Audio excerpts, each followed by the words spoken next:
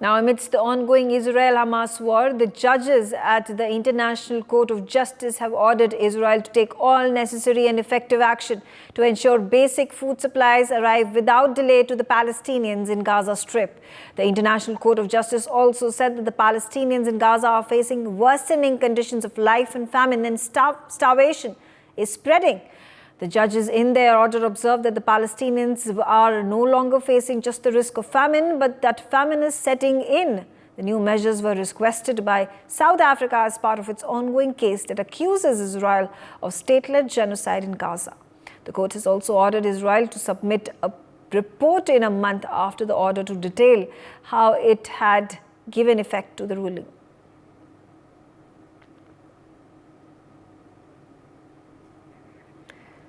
Akshit on the telecast with me. Akshit, a stern order coming in from the International Court of Justice demanding Israel to allow for humanitarian aid and food to be provided on an urgent basis to Gazans. This after the UNSC resolution demanding ceasefire, immediate and effective ceasefire in Gaza.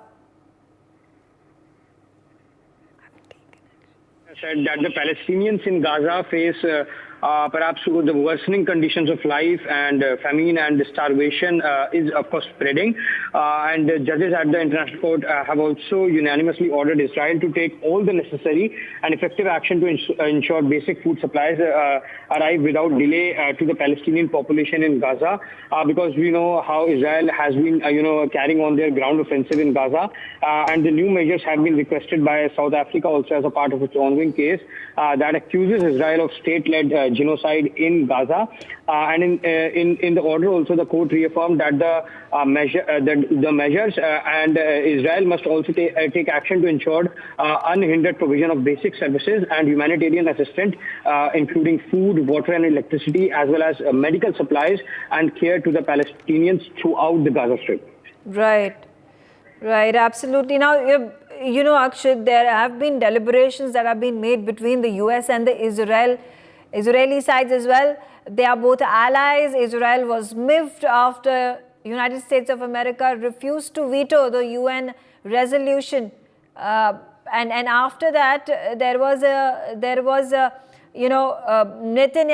Benjamin Netanyahu, the Israeli Prime Minister, decided to not allow a delegation from Israel to travel all the way to Washington, D.C. for discussions, which at this point of time has now been reinstated because an inclination that has been seen from Israel's side to send the delegation to Washington, D.C. very soon.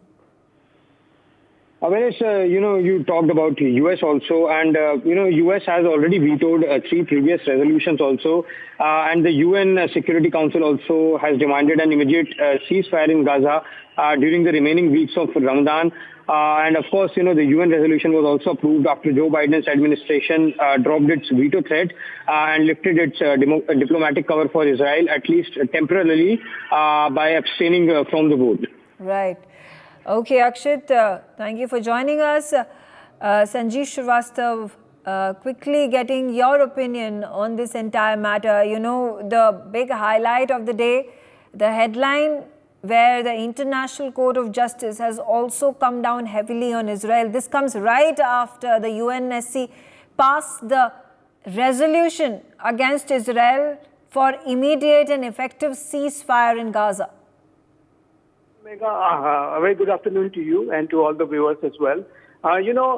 This International Court of Justice, this statement by ICJ is again a very significant statement after UNSC and resolution. And of course, this will put more pressure on Israel to take concrete actions with regard to providing adequate humanitarian assistance and to take care of the people of Gaza, those who are already suffering very, very hard.